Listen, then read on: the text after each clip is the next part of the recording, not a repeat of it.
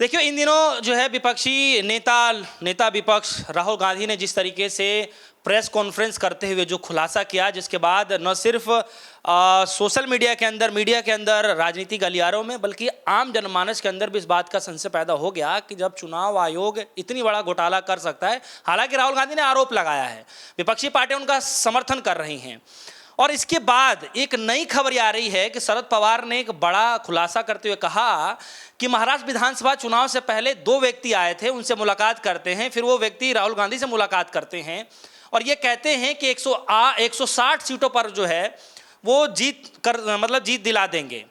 तो ये जो सीट फिक्स करने वाला मसला था, उसको लेकर उन्होंने खुलासा किया है कि कैसे चुनाव को मैनिपुलेट किया जा सकता है। इस बात को लेकर के भी लोग संशय पैदा कर रहे हैं कि शरद पवार जैसे एक इकलौते इतने बड़े एक्टिव नेता, जो है वरिष्ठ नेताओं में से एक, इतना बड़ा वो खुलासा कर रहे हैं। तो वो 2 व्यक्ति कौन थे? राहुल गांधी इस तरीके से खुलासा कर रहे हैं चुनाव आयोग को लेकर, वोट चोरी को लेकर के। इन तमाम मसलों पर भी हमने सोचा कि उन्हें हरेंद्र से बात विचार किया जाए। ताऊ, सबसे पहले मेरा ये सवाल है कि राहुल गांधी ने जो खुलासा किया है, आप उसको खुलासे के तौर पर देख रहे हैं या फिर राहुल गांधी जी को इसमें भी झूठा साबित कर दिया जाए? उसने खुलासा थोड़ा ही किया, उसने तो इन्हीं के कागजों से सबूत पेश किए हैं। उन सवालों का, राहुल गांधी आज की तारीख में कोई छोटे मोटे व्यक्ति नहीं है। भारत के संविधान में दिए गए विपक्ष के नेता के पद पर बैठे हुए हैं। संसद के अंदर वो सबसे प्रधानमंत्री के बाद दूसरा नंबर उन्हीं का आता है।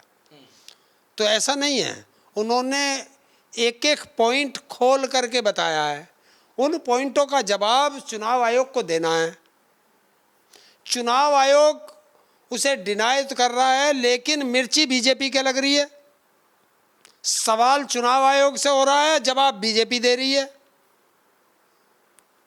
दर्द बीजेपी के क्यों हो रहा है? और अगर संवैधानिक संस्था आज वो बची हुई होती, तो जिस तरह राहुल गांधी ने पॉइंट टू पॉइंट सवाल खड़े किए हैं, उन सवालों का जवाब देते हुए राहुल गांधी से और देश की जनता से चुनाव आयोग आज माफ़ी मांग रहा होता और धन्यवाद राहुल गांधी को देते हुए होता कि आपने जो है हमारी जो गलतियां थी, जो कमियां हमसे रह गई थी, आपने उन्हें उजागर किया, हम उन्हें ठीक करेंगे और संबंधित अधिकारियों को टर्मिनेट कर देते। अब तब था आप निष्पक्ष संस्था हो। आप उनके सवालों का जवाब ना दे करके उसी से कहते हैं एफिडेविट दे दो। उत्तर प्रदेश के चुनाव में के बाद अखिलेश यादव जी ने 18,000 शिकायतें विद एफिडेविट के दी थी। बताएं उसने एफिडेविट पे क्या काम किया? मैं शिकायत करता हूं, मेरी शिकायत का निस्तारण करने के बजाय आप कह रहे कि आप जो है हमें शपथ पत्र पे दें, तब हम कार्रवाई करेंगे। मतलब तब हम देखेंगे, कार्रवाई करने की बात नहीं कर रहा, कह रहा है तब हम देखेंगे। इसका मतलब क्या हुआ कि शपथ तो वो ले चुके। शपथ तो जो आदमी शपथ मांग रहा है, उसने भी ओथ ली थी उस पद पे बैठने की। उस शपथ का क्या हुआ? तो ये जनता को भरमाने वाली बात है। लेकिन पूरी जनता, दलाल मीडिया एक्सपोज हो चुका है, वो इस खबर को नहीं चला रहा। जब वो इस खबर को नहीं चला रहा, तो सोशल मीडिया ने ये खबर चलाई है और सोशल मीडिया के माध्यम से ये देश के बच्चे बच्चे तक पहुंच गई है। अब हर व्यक्ति सिर्फ एक ही सवाल करेगा, अगर वो भारत का नागरिक है, वो सच्चा देशभक्त है, तो हर व्यक्ति ये सवाल करे सोशल मीडिया पे, जो भी आप वो कर रहे हो, कि इस देश में भारत सरकार नहीं है, इस देश में डकैतों की सरकार है, डकैती डाल के सरकार बनी है। तो इससे संविधान की सरकार नहीं है, डकैतों की सरकार है। संविधान का अपहरण कर लिया गया है, संविधान हाईजैक कर लिया गया है मनुस्मृति वालों ने। ये है सारा कारण। लेकिन ताऊ जी, सवाल तो चुनाव आयोग भी इसीलिए बड़ा गंभीर होकर के पूछ रहा है कि भैया आप इस चीज को इतना बड़ा आरोप लगा रहे हैं, तो आप एक बार लिखित रूप में दीजिए, एफिडेविट दीजिए तो सही, तभी तो इसको मतलब कानूनी तौर पर देखिए। अरे लिखित रूप में मांगा ना उसने राहुल गांधी जी ने कि आप जो है हमें अपनी डिजिटल फॉर्म में हमें जो है वोटर लिस्ट दे दीजिए। दी क्या? आप हमें जो आप लोगों ने वो कैमरे से कराया गया, हाँ वो सीसीटीवी की फुटेज दे दीजिए ना। हम 15-20 दिन में, 1 महीने में 543 सीटों का डाटा निकाल के आपके सामने दे देंगे और ये भी बता देंगे कि कौन कौन फर्जी है। भाई ये राहुल गांधी के आरोप नहीं है, ये सबूत हैं और उस सबूत पे मोहर लगाई है इंडिया टुडे ने। वो तो बहुत बड़ा ग्रुप है, उसने जाकर के उस मकान की तस्दीक की है जिस घर में 1 कमरे के मकान में 80 वोटर हैं और वो घर किसका है? बीजेपी के कार्यकर्ता का। और इससे बड़ा सबूत क्या चाहिए? एक व्यक्ति की 4 जगह वोट हैं। वो उत्तर प्रदेश में वाराणसी में भी वोट डाल रहा है, वो कर्नाटक में भी वोट डाल रहा है 2 जगह, वो महाराष्ट्र में भी वोट डाल रहा है।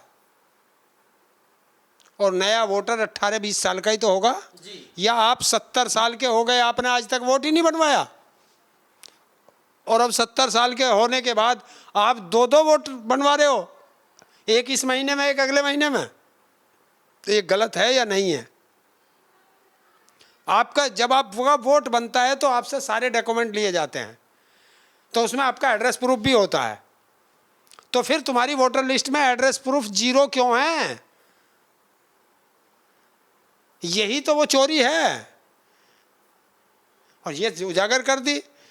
और एक उसके उजागर करने से साफ जाहिर हो गया है कि देश में जनता की चुनी हुई सरकार नहीं है, डकैती डालकर डकैतों ने अपनी सरकार बना ली।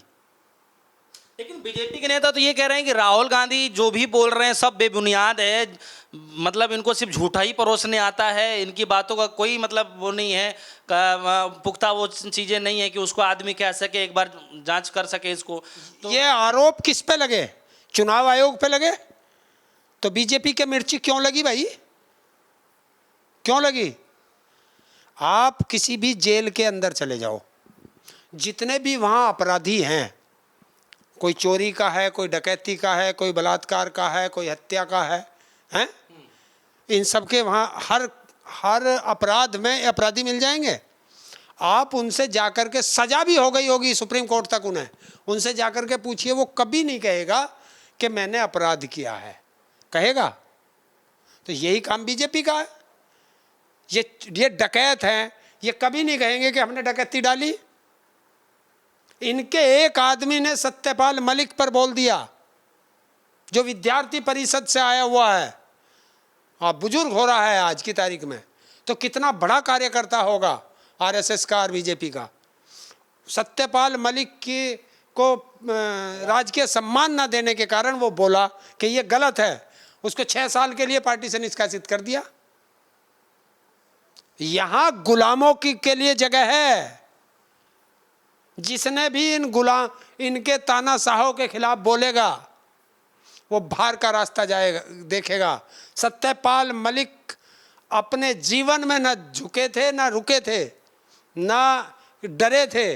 तो सत्यपाल मलिक जी का हर्ष देख लो कि उनको राजनीतिक द्वेष के कारण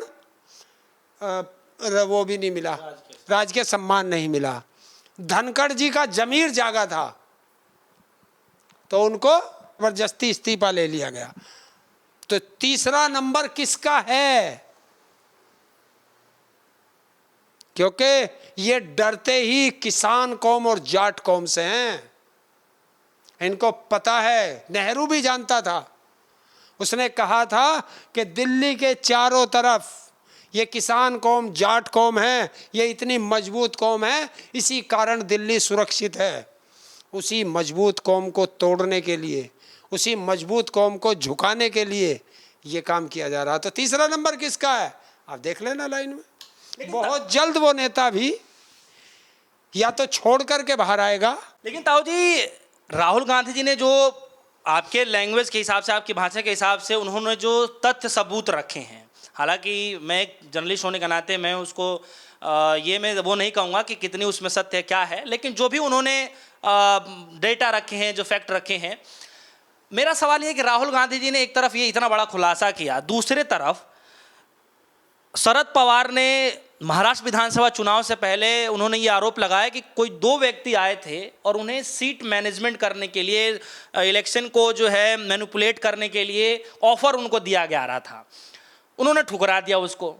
वो 2 व्यक्ति कौन हो सकते हैं, और क्या लगता है कि इतना बड़ा आरोप लगा रहे हैं तो ये निराधार आरोप है या इसके पीछे भी कोई बड़ी राजनीति चल रही है? देखिए, इसकी जो निष्पक्ष जांच कराने की आवश्यकता है, ये सुप्रीम कोर्ट को मेरिट पे लेना चाहिए केस, मेरिट पे, और सुप्रीम कोर्ट अपनी निगरानी में इसकी जांच कराए कि वो लोग कौन थे, या किसी स्कैम में शरद पवार और राहुल गांधी को फंसाना चाहते थे।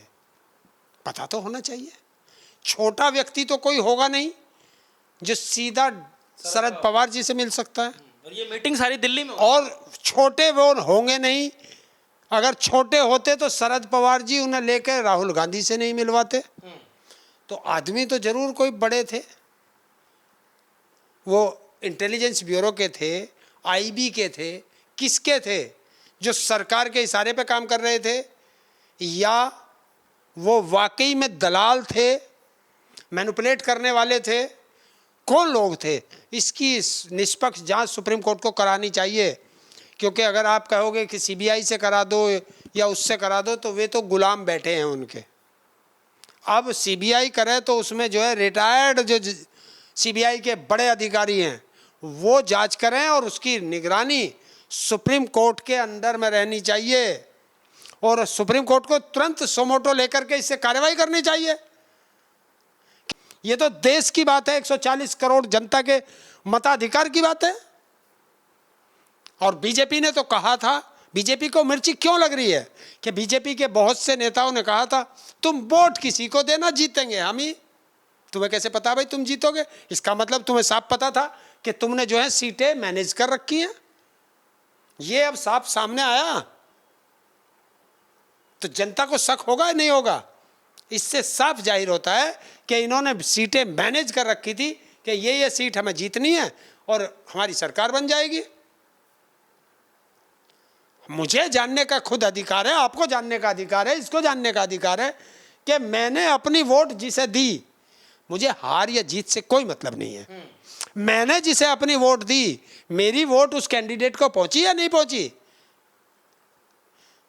अगर उसको पहुंची है तो फिर ये जो 1,02,250 वोट जो है ये कहां से आई, ये बताओ। और आज तक का रिकॉर्ड है, किसी भी प्रदेश में चले जाओ आप, एनी बड़ी किसी भी प्रदेश की गिनती कर लो आप वोटिंग की, जब भी 2 साल 4 साल में जब आप वोटिंग की गिनती करते हो तो जो मर जाते हैं उनके नाम कट जाते हैं, जो दूसरे प्रदेश में चले जाते हैं उनके नाम कट जाते हैं, फिर भी वोटिंग लिस्ट में वोटर बढ़ते हैं। आज तक का भारत का इतिहास है, किसी भी प्रदेश में वोटर कम नहीं हुए। ये पहला एक प्रदेश बिहार है जिसमें 65-70 लाख वोट कम हो गई। तो ये किसकी वोट कम हुई? चुनाव आयोग को डिजिटल फॉर्म में डाल देना चाहिए कि ये इसी से एड्रेस के लोग जो हैं ये यहाँ से माइग्रेट कर गए, इसी से एड्रेस के लोग ये मर गए, और इसी से एड्रेस के लोग की डबल वोट थी वो काट दी गई। देओ ना डिजिटल फॉर्म में, जांच कर लेंगे ना। तुम ये बता रहे हो कि 40 लाख जो है वो राज्य छोड़ गए, इतने लाख मर गए, इतने लाख के डबल वोट थे, तो ऐसे कैसे कि तुम मिलान कैसे करेंगे? और तुम्हें किसने दिया एफिडेविट? किस व्यक्ति ने एफिडेविट दिया तुम्हें उसमें वोट काटने में? किसने कहा कि मर गए, उसका एफिडेविट मृत्यु प्रमाण पत्र किसने दिया?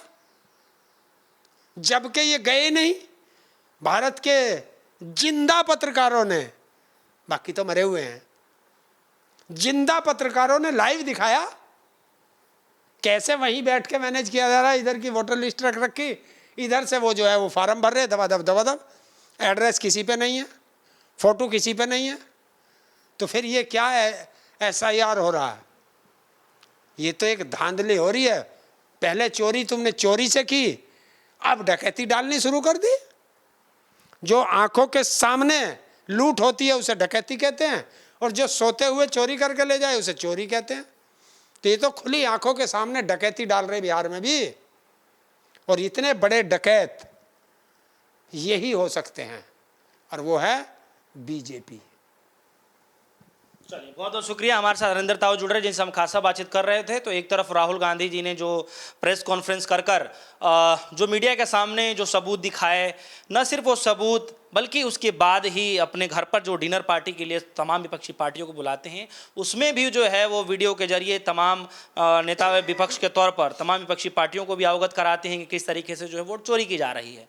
और दूसरे तरफ एक नया खुलासा शरद पवार जी की तरफ से जो किया गया है महाराष्ट्र विधानसभा चुनाव से पहले। इन तमाम चीज़ों को देखते हुए क्या लगता है कि आने वाले समय में जो बिहार में चुनाव है इसका कोई बड़ा फर्क पड़ेगा दोस्तों? और सवाल जाते जाते एक ये भी है कि अगर इंडिया अलायंस बिहार में चुनाव जीतता है तो उसका कितना बड़ा प्रभाव आने वाले चुनाव में देखा जा सकता है, और क्या इसका प्रभाव एनडीए अलायंस पर पड़ सकता है? फिलहाल दीजिए हमें इजाज़त। देखते रहिए DS4 न्यूज़। धन्यवाद।